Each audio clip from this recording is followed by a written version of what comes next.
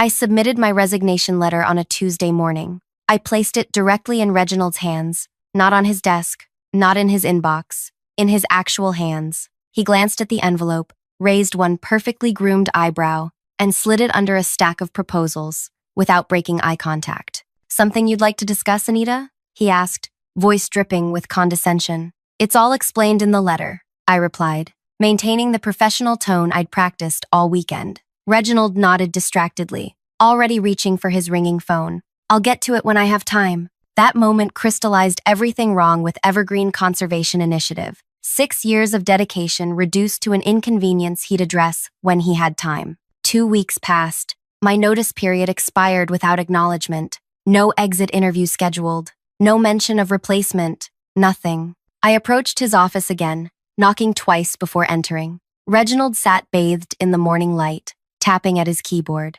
"Excuse me," I said. "Today marks 2 weeks since my resignation. I wanted to confirm my departure date." He leaned back, linking his fingers beneath his chin. "Let's be honest with each other, Anita. We both know this little performance is nothing but attention-seeking. Where exactly would you go?" Heat rushed to my face.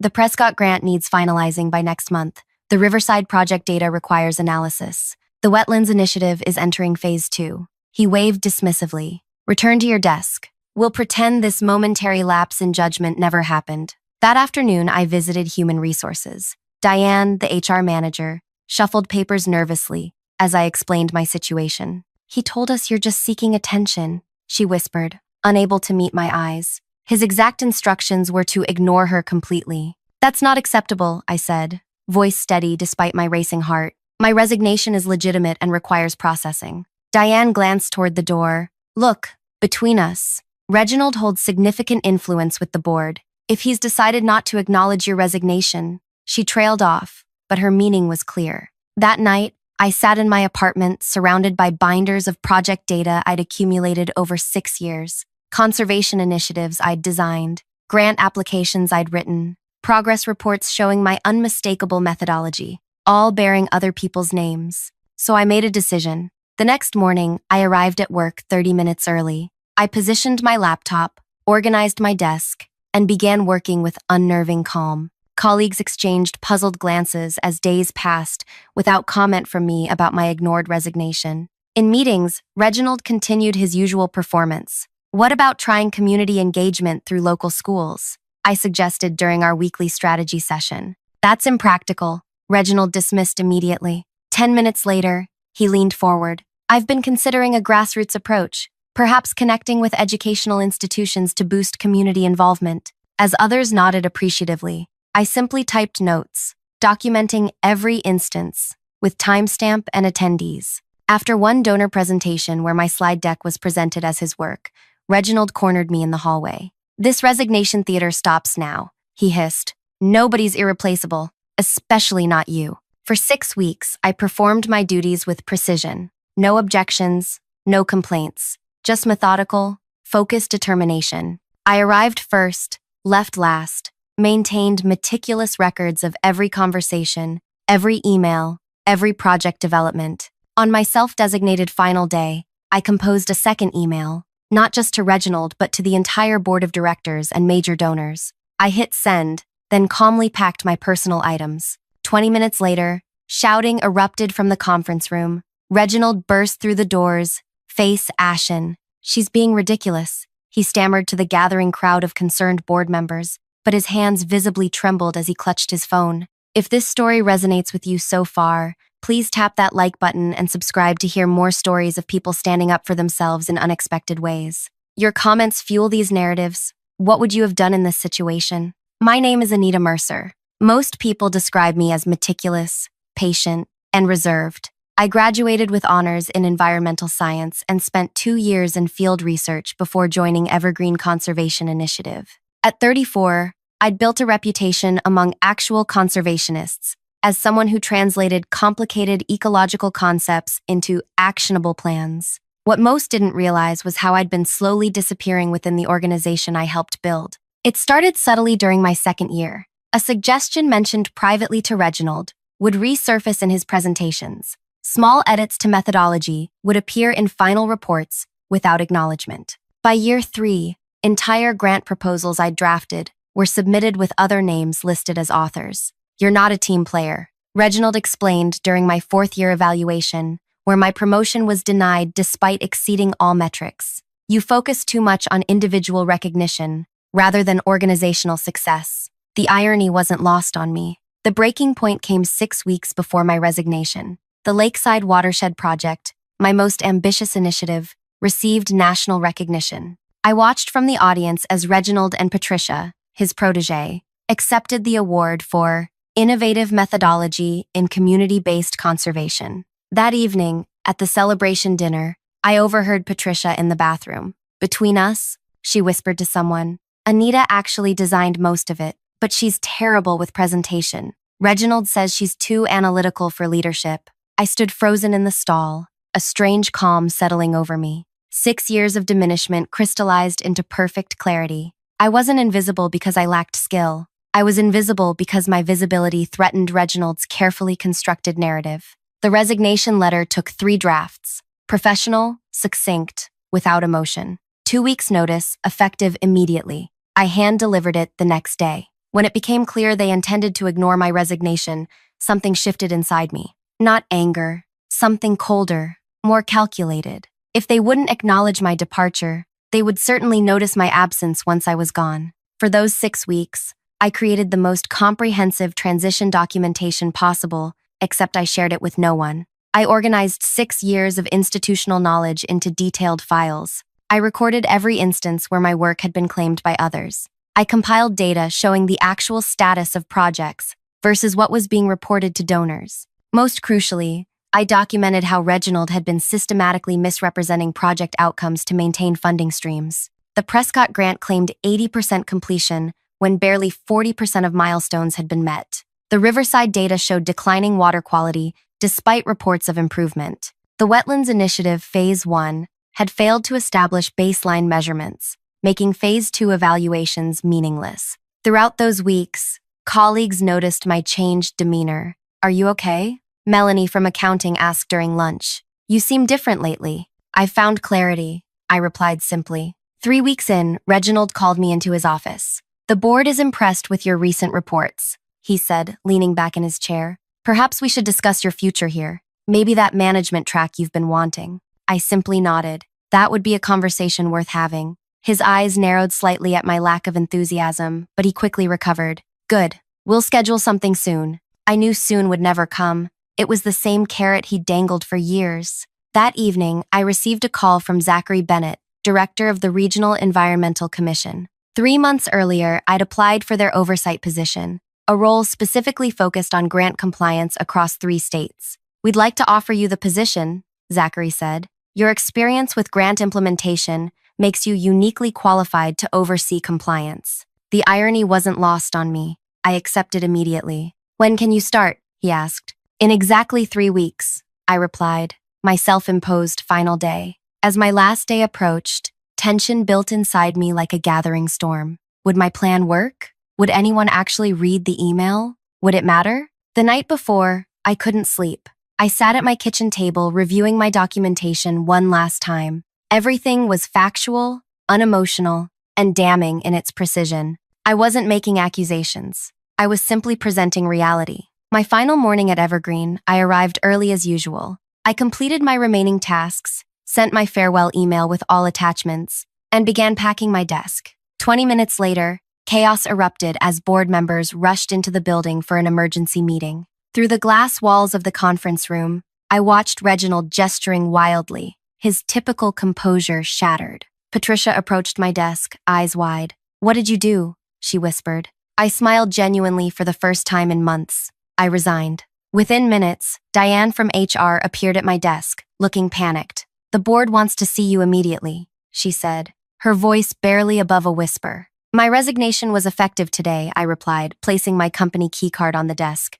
I'm no longer an employee. Please, Anita, she pleaded. They're insisting. I nodded and followed her to the conference room where 8 board members sat around the table, faces grim. Reginald stood at the head, his usual confidence replaced by barely controlled panic. Board Chair Eleanor Walsh looked up from her tablet. Miss Mercer, would you care to explain this? My email was comprehensive, I replied calmly. It includes all relevant documentation. These are serious allegations, said Trevor, the finance director. They're not allegations, I corrected. They're documented facts. Every spreadsheet, progress report, and timeline comparison comes directly from our own systems. Reginald slammed his hand on the table. This is absurd. She's trying to sabotage us because she wasn't promoted. The lakeside watershed data, Eleanor continued as if he hadn't spoken, shows significantly different outcomes than what was presented at the national conference. Yes, I acknowledged. The presentation claimed 92% improvement in water quality.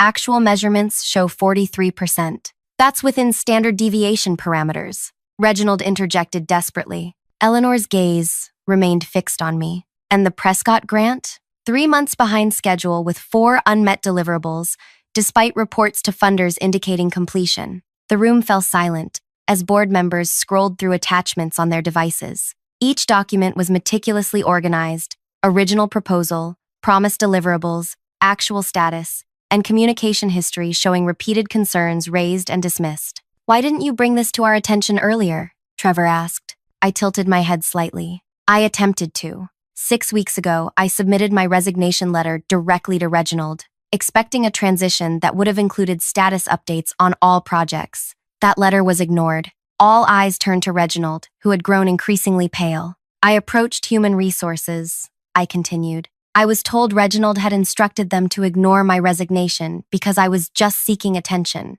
Diane, standing by the door, looked at the floor. So I spent the past 6 weeks creating this documentation to ensure the organization had accurate information about project statuses after my departure. I concluded. This is character assassination, Reginald exploded. She's always been difficult, always thinking she deserves more recognition. Recognition for work I actually did? I asked quietly. Like the lakeside methodology that won the national award? Eleanor exchanged glances with several board members. Miss Mercer, would you step outside for a moment? I nodded and walked out, closing the door behind me. Through the glass, I could see animated discussion, Reginald gesturing wildly, while Eleanor repeatedly pointed at something on her tablet. Colleagues gathered in clusters, whispering and staring. Patricia approached again. Is it true? She asked. About the Lakeside project. You know it is, I replied. You were in the bathroom that night when you told someone I designed it. Her face flushed. I didn't think anyone.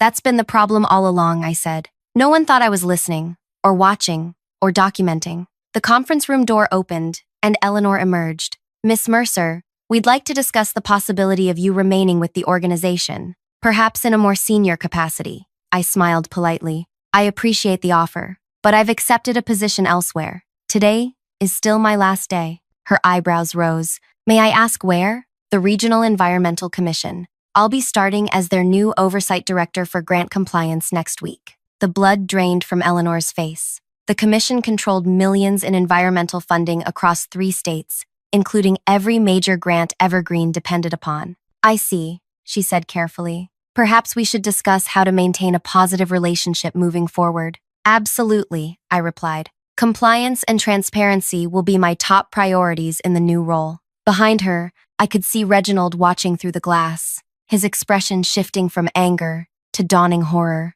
By noon, I had cleared my desk. No dramatic confrontations, no tearful goodbyes. A few colleagues stopped by with awkward well wishes, clearly uncertain what was happening. Most avoided eye contact entirely. As I walked to the elevator carrying my small box of personal items, I heard rapid footsteps behind me. You planned this, Reginald hissed, catching up. All of it. No, I replied, pressing the down button. You created this situation. I simply documented it. They'll never believe you over me, he said, but his voice lacked conviction. The elevator doors opened. That's the beauty of documentation, Reginald. It doesn't matter what anyone believes. The numbers speak for themselves. As the doors closed between us, his expression remained seared in my memory. The look of someone who finally understood they weren't the smartest person in the room. The weekend passed in strange serenity. 6 years of emotional investment had transformed into something else. Not detachment exactly, but perspective.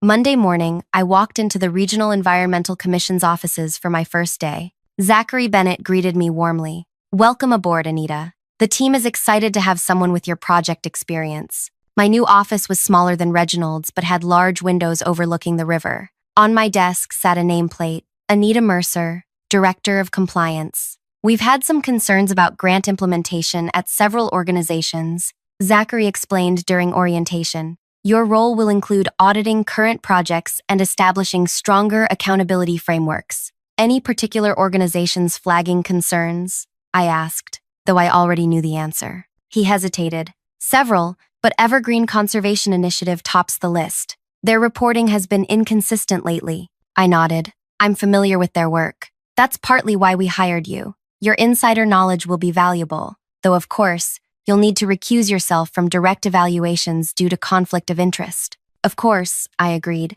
but I can certainly help develop the evaluation criteria. By my third week at the commission, I had established new compliance protocols requiring organizations to provide original data alongside progress reports. All staff concerns now required written acknowledgement within 48 hours. Anonymous reporting channels were strengthened. None of these changes targeted Evergreen specifically. They applied to all grant recipients, but I knew exactly which organization would struggle most with this new transparency. 2 months into my role, rumors circulated about leadership changes at Evergreen. Eleanor called me directly, her tone carefully cordial. I wanted to inform you personally, she said. We're implementing structural changes following an internal review. Reginald has been asked to step down, effective immediately. I see, I replied neutrally. We're committed to addressing the discrepancies in our reporting, she continued. I hope we can count on fair treatment from the Commission during this transition.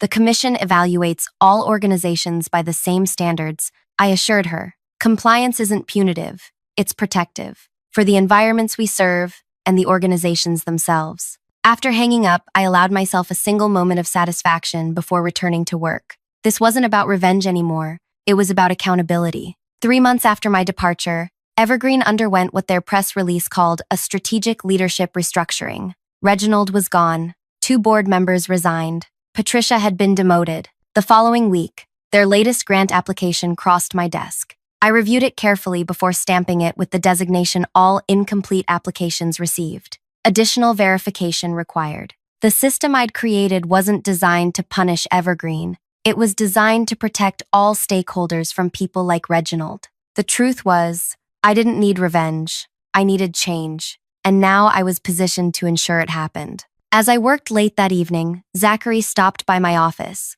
The new compliance frameworks are impressive, he said, already seeing better reporting from multiple organizations. That's good to hear. He leaned against the doorframe. Some people were concerned you might be too harsh with Evergreen given your history there. I looked up from my computer. My interest isn't in being harsh or lenient. It's in ensuring conservation projects actually deliver what they promise. The environments we're trying to protect don't care about office politics. He nodded approvingly. That's exactly why you were the right choice for this position. After he left, I opened my desk drawer and removed the copy of my original resignation letter, the one Reginald had ignored 6 weeks before finally reading my email. I'd kept it as a reminder. I no longer needed it. I dropped it in the recycling bin and turned back to the application before me, another organization whose projects needed proper evaluation. The work continued, more important than any personal vindication. My phone buzzed with a text from Eleanor. Our revised application is ready for submission.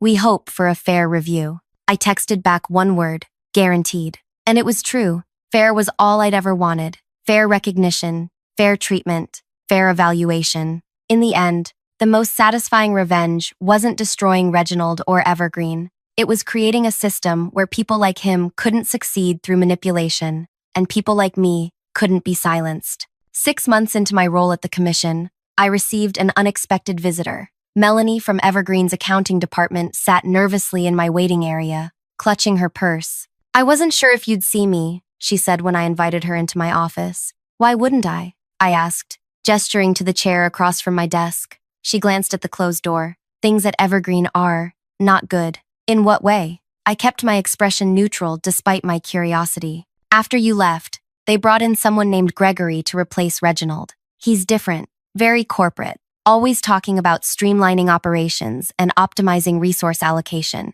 She lowered her voice. Last week, they laid off 3 project managers. This was unexpected. I thought with the leadership changes, things would improve. That's what we all thought. Melanie twisted the strap of her purse. But it's worse now. Gregory's cutting corners everywhere to make up for funding shortfalls. He says we need to rebuild credibility after the previous administration's mismanagement, but his methods. She trailed off. What about your projects? The ones I documented? That's why I'm here. She pulled a flash drive from her purse and placed it on my desk. They're falsifying data again, but differently. Instead of inflating success, they're manipulating baseline measurements to make future improvements look more significant. I stared at the flash drive. Melanie, you realize giving me this could cost you your job? I know. Her resolve surprised me. But after what you did, standing up to Reginald, some of us started asking questions, looking closer at reports. This isn't what I signed up for. After she left, I examined the files.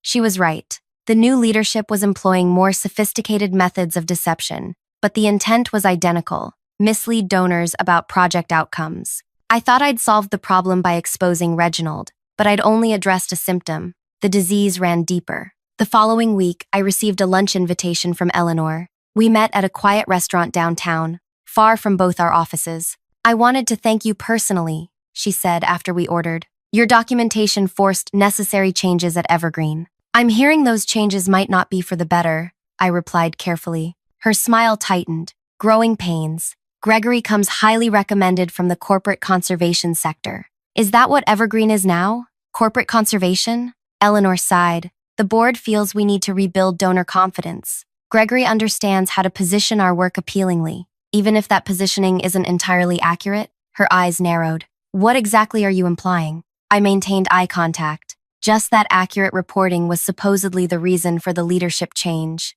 It would be unfortunate if that commitment wavered. The commission seems particularly stringent with our applications lately, she said, changing tactics. 3 additional verification requests in 2 months. All applications receive equal scrutiny, I replied. Of course, Eleanor nodded, unconvinced. You know, Gregory has connections at the state level. He's suggested bringing concerns about potential bias in the commission's evaluation process. The threat hung between us. I took a sip of water. That would certainly be his prerogative, I said finally, just as it's the commission's prerogative to conduct random site audits of projects showing unusual data patterns. Eleanor's fork paused midway to her mouth. Site audits? A new initiative I've implemented. Teams conduct unannounced visits to verify reported conditions match reality. I smiled. Transparency works best when it goes both ways, don't you think? She didn't answer, but the message was received. Back at my office, I found Zachary waiting. Everything okay? You seem troubled. I closed the door. I need to discuss something sensitive. For the next hour, I explained my concerns about Evergreen's new direction, carefully avoiding mentioning Melanie or the flash drive. Instead, I presented it as patterns my department had identified through routine analysis. Zachary listened intently. If you're right, this goes beyond one organization. It could indicate systemic problems in how conservation outcomes are measured and reported. Exactly, I agreed, which is why I'd like to propose something broader than individual organization audits. Over the next 2 weeks, I developed a comprehensive reform proposal, the Conservation Accountability Initiative. Rather than targeting specific organizations, it would establish new industry standards for transparent reporting, including standardized measurement protocols, independent verification requirements, and protection for staff raising compliance concerns. This is ambitious, Zachary said, reviewing my proposal. Implementation would affect every organization in our jurisdiction. That's the point, I explained. Targeting individual organizations creates defensiveness. Industry-wide standards create a level playing field. He studied me carefully. Some might see this as overreach. Others might see it as necessary evolution, I countered. These are public funds being allocated based on promised environmental outcomes. Shouldn't we ensure those promises are kept? After considerable debate, the Commission approved a pilot program. Organizations could voluntarily adopt the new standards for one grant cycle, with incentives for early adoption. The day after the announcement, Gregory himself appeared at my office without an appointment. The Conservation Accountability Initiative, he said, not bothering with pleasantries. Quite the power grab. I see it as power distribution, I replied, putting more verification capability in the hands of communities affected by these projects. He smiled without warmth. Eleanor mentioned your lunch. She thought you might be targeting Evergreen specifically, but I assured her you wouldn't be so unprofessional. The initiative applies equally to all organizations. Indeed, he leaned forward. But we both know its origins, don't we? A disgruntled former employee using her new position to settle scores. I met his gaze steadily. The initiative was unanimously approved by the Commission Board based on its merits. Nothing in it specifically disadvantages Evergreen unless accuracy itself is considered a disadvantage. He chuckled. You're good. I see why Reginald found you threatening. He stood to leave. Evergreen won't be participating in your voluntary pilot. We'll wait until the kinks are worked out. After he left, I received an email from Zachary. The State Environmental Secretary, a close friend of Gregory's, had expressed concerns about the Commission's new initiative. Political pressure was mounting. I had miscalculated. By creating a program that could genuinely improve industry practices, I'd made powerful enemies beyond Evergreen. Organizations comfortable with the status quo were aligning against change. That night, I sat in my apartment surrounded by files, feeling an uncomfortable sense of déjà vu. Had I simply traded one unwinnable battle for another? My phone rang, an unfamiliar number. Is this Anita Mercer? A woman's voice asked. Speaking. My name is Josephine Winters. I'm a reporter with the Regional Chronicle. I'm working on a story about transparency in environmental grant funding and heard about your accountability initiative. Would you be willing to discuss it? I hesitated. Any comment would need clearance from our communications department. Of course, she said. But off the record, I'm particularly interested in how organizations might be manipulating baseline data to exaggerate project outcomes. A source suggested you might have insights. My heart raced. This wasn't a coincidence. Either Melanie had approached the press, or someone else had. Either way, this was the moment where I chose my path. I can't comment on specific organizations, I said carefully. But hypothetically speaking, baseline manipulation is unfortunately common and difficult to detect without site verification, which is why your initiative includes unannounced site visits, among other safeguards. Interesting. She paused. I understand there's resistance to these measures. Any comment on that? Innovation often faces resistance, I said, especially when it challenges established patterns. After hanging up, I sat motionless, thinking. Josephine was clearly working with inside information. But what was her angle? Was this a trap set by Gregory, or an opportunity? The next morning, Zachary called me into his office. The Secretary of Environmental Affairs wants us to pause the accountability initiative for review. On what grounds? Concerns about undue regulatory burden on organizations. He looked troubled. There's pressure, Anita. Significant pressure. So we're abandoning it? I didn't say that. He closed his office door. But we need to be strategic.